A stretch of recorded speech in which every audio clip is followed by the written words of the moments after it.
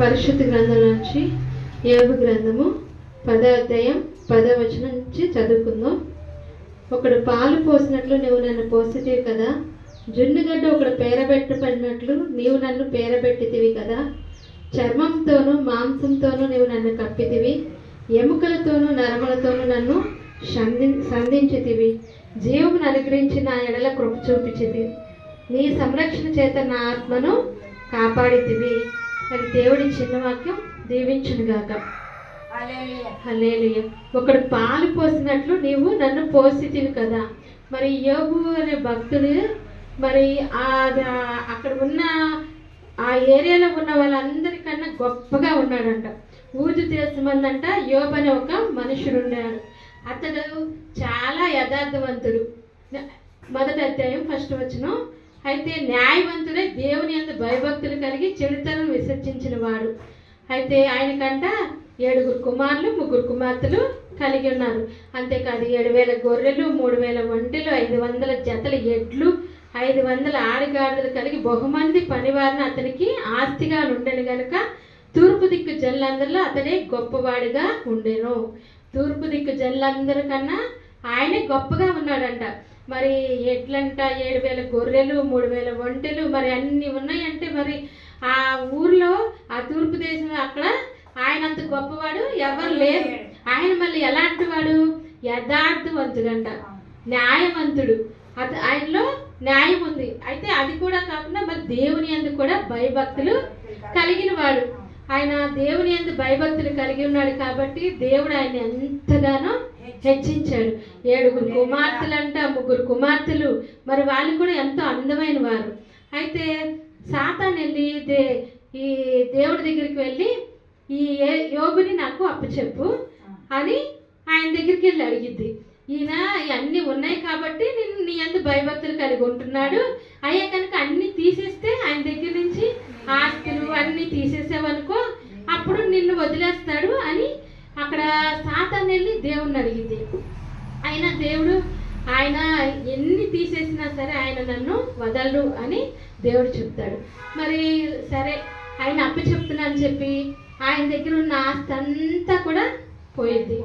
ఇప్పుడు వాళ్ళు వస్తారు, అయ్యా నీ బిడ్డలు చనిపోయారు అని అంటారు, నీ గొర్రెలు పోయినాయి, నీ ఒంటెలు పోయినాయి, నీ ఎడ్లు పోయినాయి అంటే అన్నిటికీ దేవునికి స్తోత్రం అని చెప్తాడు.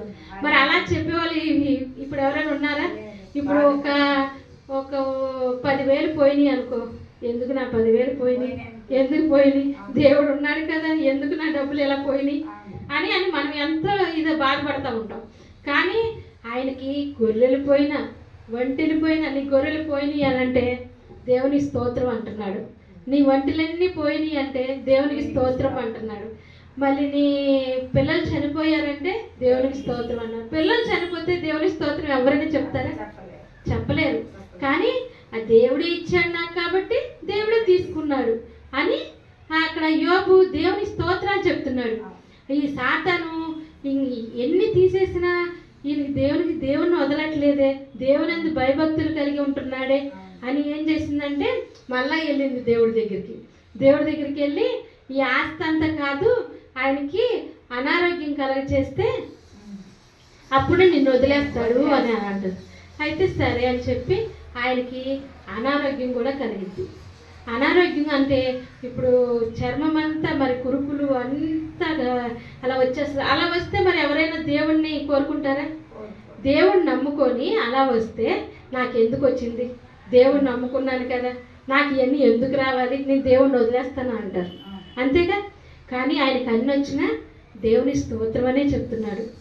ఒంట్లో బాగోపోయినా సరే కూడా ఆ కురుపులు వచ్చేసిన ఒళ్ళంతా కురుపులు వచ్చేస్తే ఆ చిల్ల పెంకుతో గోక్కుంటా ఉన్నాడు. చిల్ల పెంకుతో మరి గోక్కోవడానికి గోర్లు కూడా లేవంట.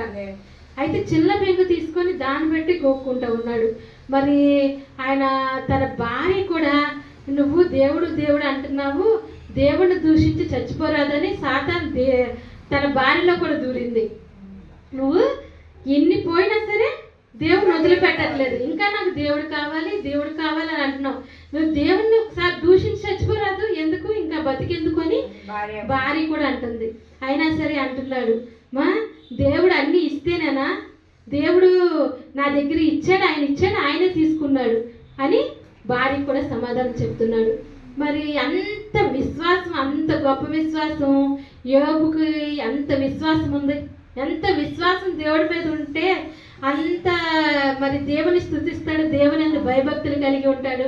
మరి ఇక్కడ ఎలాగుంది, ఒకడు పాలు పోసినట్లు నువ్వు నన్ను పోసితివి కదా, జున్నిగడ్డ పేరబెట్టినట్లు నువ్వు నన్ను పేరబెట్టితివి కదా. మరి అలాగే ఉంది ఫస్ట్లో.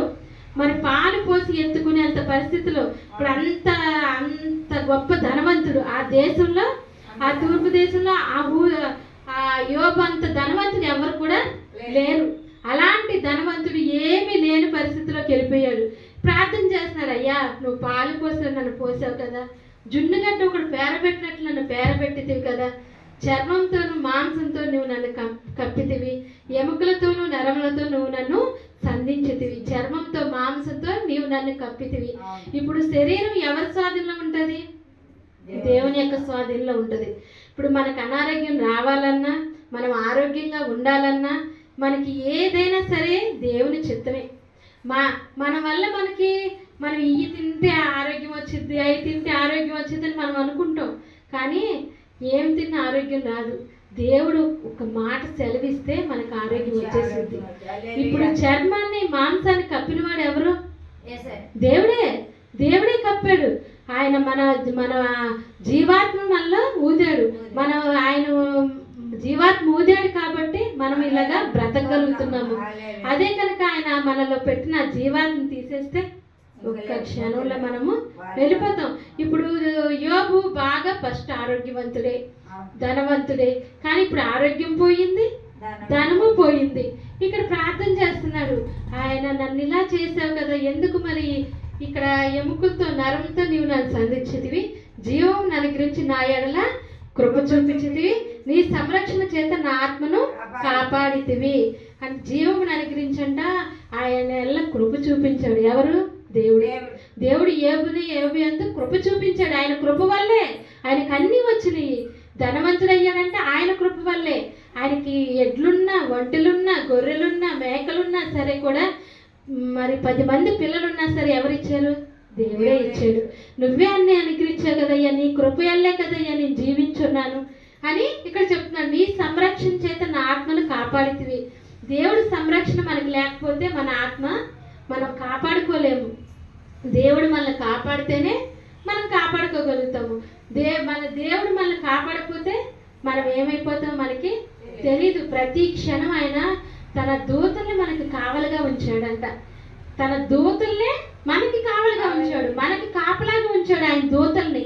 మరి ఆయనకు మనం ఎక్కడికి వెళ్ళినా సరే ఆయన దూతలు మన వెనకాతలే వస్తుంటారు. మనకి కాలికి రాయి తగలకుండా కాపాడే దేవుడు ఆయన ఒక్కడే.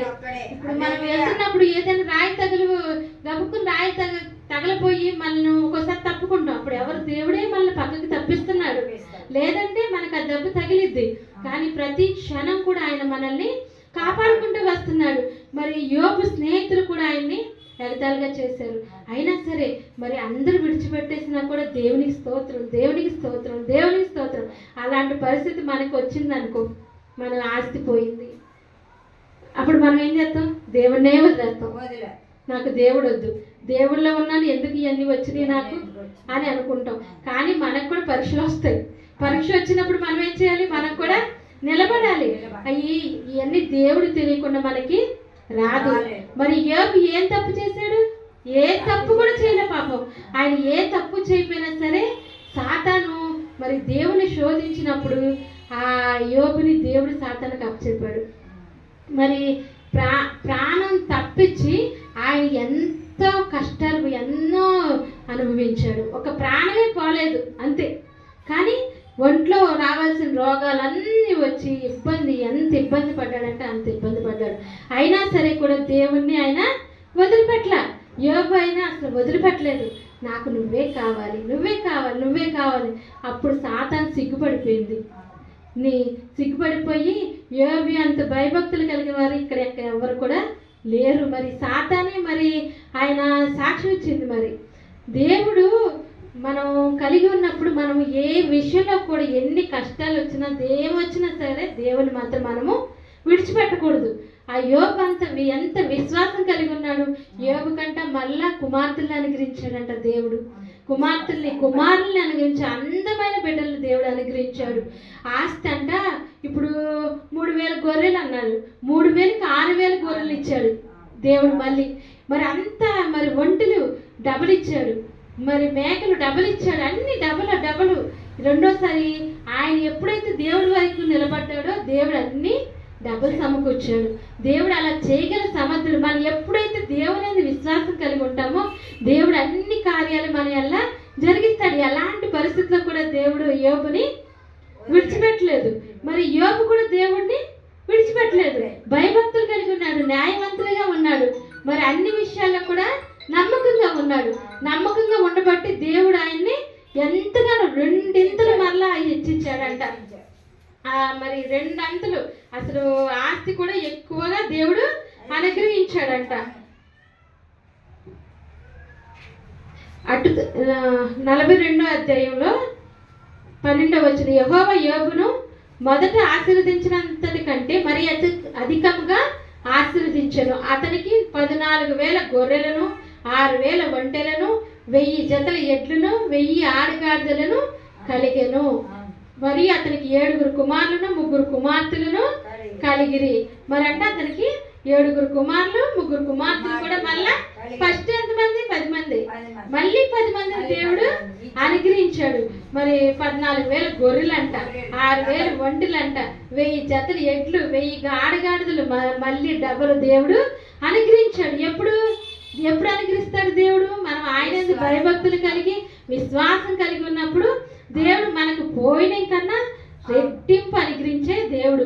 ఎలాంటి కష్టాలు వచ్చినా సరే కూడా ఆయన వెనక్కి తిరగలేదు. దేవుడు ఎందుకు చేస్తున్నాడని ఒక్క మాట కూడా ఆయన్ని దూషించలేదు. దేవుడిని దూషించలేదు. దేవుడుంటే నాకెందుకు ఇలా వస్తే, దేవుడుంటే నాకెందుకు అనారోగ్యం వచ్చింది. ఇప్పుడు అన్ని పోయినా సరే, ఆస్తులు అంతస్తులు పోయినా సరే, అనారోగ్యం వచ్చింది అనుకో, ఎవరైనా తట్టుకోగలరా? ఎవరు తట్టుకోలేరు. అలాంటి పరిస్థితుల్లో కూడా దేవుణ్ణి యోబు స్తుతించాడంట. మరి ఎంతో దేవుని గణపరిచాడు కాబట్టి దేవుడు ఆయన విశ్వాసాన్ని బట్టి ఆయనకి మరలా అధికంగా ఆస్తిని కూడా ఇచ్చాడు. మనం కూడా దేవుని యందు భయభక్తులు కలిగి, దేవుని యందు విశ్వాసం కలిగి మనం కూడా ఉండాలి. దేవుడి చిన్న వాక్యం దీవించును గాక. ఆమేన్.